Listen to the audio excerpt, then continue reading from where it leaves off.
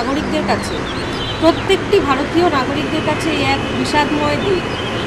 এদিনই পশ্চিমবঙ্গে লাল সন্ত্রাসের বলি শহীদদের ও সিঙ্গুরের নিহত তাপসী মালিক ও জমিহরা কৃষকদের কাছে এক ভয়াবহ কালো দিন, বিষাদময় দিন ও সবার কাছে শপথ নেওয়ার দিন।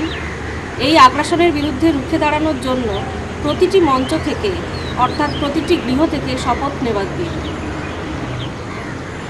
আজ আমরা এসেছি বিশিষ্ট রাষ্ট্রবিজ্ঞানী, অধ্যাপক ও বুদ্ধিজীবী ডক্টর পুলক নারায়ণ ধরের কাছে।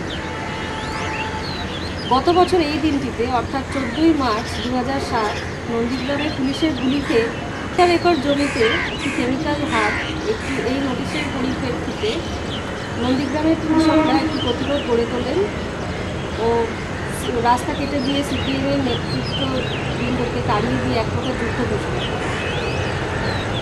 বামফ্রন্টের, বিশেষ করে সিপিএমের নেতৃত্বে পশ্চিমবঙ্গ সরকার যে উন্নয়নের মডেল রাখতে চাইছে, যেমন সিঙ্গুরের যে বহুফসলি জমি, যেখানে আলু, পটল, মূলোয় সারা বছর ক্ষেত ভরে থাকতো, সেখানে এখন টাটাদের ছোট গাড়ি তৈরি হয়।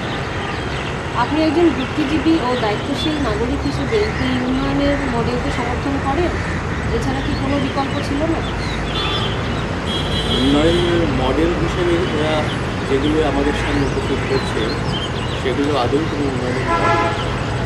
একটা তো মডেল বটে, মডেলটা হচ্ছে বড় বড় কোটিপতি মাল্টিন্যাশনাল, এদেরকে আগামী প্রফিট পাইয়ে দেওয়া, এবং সেই মডেল তৈরি করতে গিয়ে সাধারণ কৃষিজীবী এবং মধ্যবিত্ত মানুষকে জমি বা তার ফসল থেকে উচ্ছেদ করা, তার জীবিকা থেকে বিচ্যুত করা, এইটি তাদের করতেই হচ্ছে। যে ধরনের মডেল তৈরি করলে সাধারণ মানুষের উন্নতি হয়, উন্নয়নের মডেল বলছি তো, উন্নয়ন হয় দেশের এবং সাধারণ মানুষের, এটা তা নয়। এটা আমি একেবারে প্রথম থেকেই এই অর্থনীতিবিদরাও বলছেন, বহু অর্থনীতিবিদ, অবশ্য সকলে বলবেন না, এবং এটাও মনে করি সামাজিক এবং একটা সমাজতান্ত্রিক দিকও এর একটা আছে।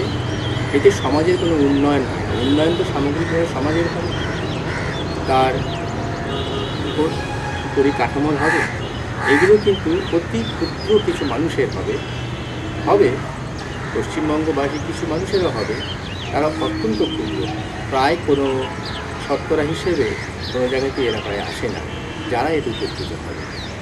আপাতত এইটুকুই বলাই। এই যে নির্বিচারে জমি অধিগ্রহণ, এর ফলে কি পশ্চিমবঙ্গে খাদ্য সংকট দেখা দিতে পারে? খাদ্য সংকটের প্রশ্নে আসছে, একটা প্রথমে বলতে হবে যে জমির যে ম্যাপ, আমাদের ল্যান্ড ম্যাপ যাকে বলে, যা ভারতবর্ষের অন্যান্য অনেক রাজ্যেই আছে, এরকম ল্যান্ড ম্যাপ আমাদের পশ্চিমবঙ্গ সরকারের কাছে নেই। সুতরাং এই ল্যান্ড ম্যাপটি তৈরি না হলে কোন জমিতে কত পরিমাণ ফসল উৎপন্ন হয় এবং কী ধরনের ফসল হয়, এর সার্বিক চিত্র আমাদের কাছে থাকবে। কোন জমি আবাদি, কোন জমি এমনি পড়ে থাকা, কোন জমিতে শিল্প হলে কোনো ক্ষতি নেই খাদ্যের, এগুলোর হিসেব নিকেশ কিন্তু আমাদের কাছে নেই। তবে এইটুকু বলা যায় যে ইতিমধ্যেই সমস্ত ভারতবর্ষে, পশ্চিমবঙ্গ তো বটেই, খাদ্য উৎপাদন কমে গিয়েছে, এবং তার অনেকগুলো কারণের মধ্যে একটি বড় কারণ অবশ্যই নির্বিচারে জমি অধিগ্রহণ করে সেগুলোকে শিল্প বলুন, বাড়িঘর বলুন, যাকে আমরা এস্টেট বলি আর কি, সেই প্রপার্টি প্রমোটারদের হাতে তুলে দেওয়ার জন্য এগুলো কিন্তু হচ্ছে। সুতরাং একথা সহজভাবেই বলা যায় অভিজ্ঞতা থেকেই যে খাদ্যে কিন্তু ঘাটতি ইতিমধ্যে শুরু হয়ে গেছে। যে খাদ্যে আমরা অনেক স্বনির্ভর হয়ে উঠেছিলাম পশ্চিমবঙ্গ, সেখানে কিন্তু খাদ্যের ঘাটতি হতে থাকবে।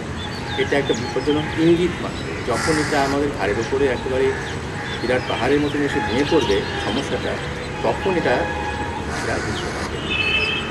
এই ভয়ঙ্কর খাদ্যে অবশ্যই উৎপাদন কমতে থাকবে, এটা অবশ্যই।